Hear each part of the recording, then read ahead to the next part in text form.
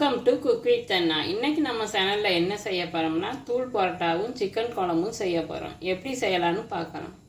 First பரோட்டாவுக்கு மாவு பிசைஞ்சு வச்சிடலாம். அதுக்கு 1 கப் மைதா மாவு, 1/4 கப் பால், 1 ஸ்பூன் சீனி, உப்பு தேவையான அளவு. இப்போ மாவை பிசைஞ்சு வச்சிடலாம்.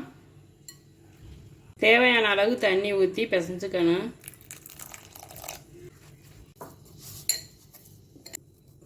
மாவு நல்லா பிசைஞ்சாச்சு. இப்போ இது மேலே எண்ணெய் தடவி குழம்பு வைக்கிற வரையும் மாவு ஊறட்டும்.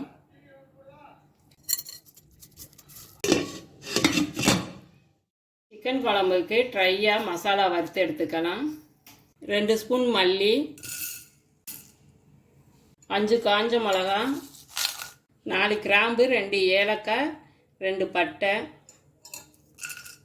1 ஸ்பூன் சோம்பு, 1 ஸ்பூன் மிளகு, எல்லாத்தையும் ட்ரையாக வறுத்து எடுத்துக்கலாம்.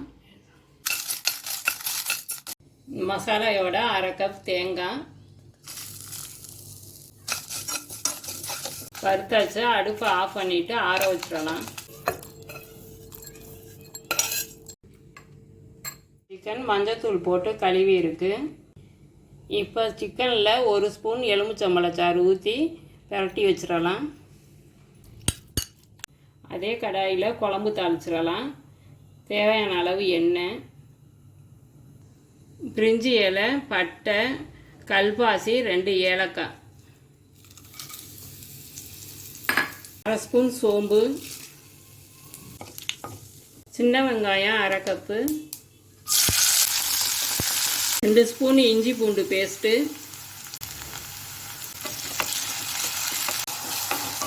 2 தக்காளி கட் பண்ணது,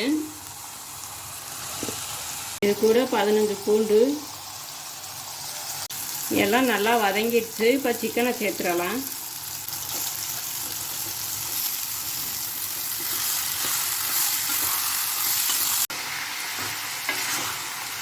ரெண்டு நிமிஷம் மூடி போட்டு மூடி வச்சிடலாம். வச்ச மசாலையை அரைச்சிடலாம்.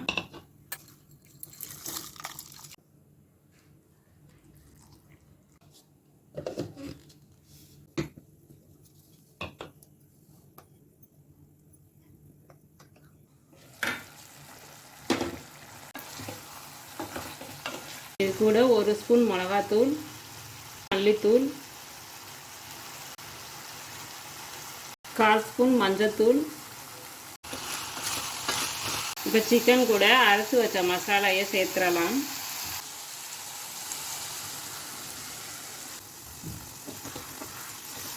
குழம்புக்கு தேவையான அளவு தண்ணி சேர்த்து வேக வச்சிடலாம். ருசிக்கு தேவையான அளவு உப்பு.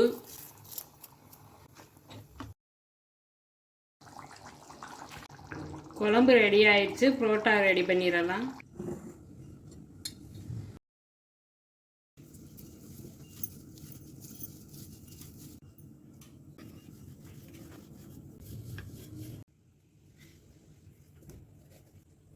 தேய்ச்ச மாவை கட் பண்ணிடலாம்.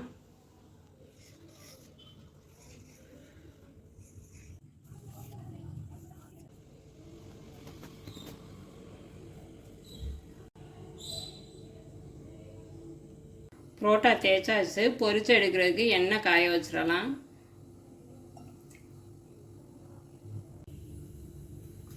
எண்ணெய் காஞ்சிடுச்சு. ஒவ்வொன்றா போட்டு பொரிச்சு எடுத்துடலாம்.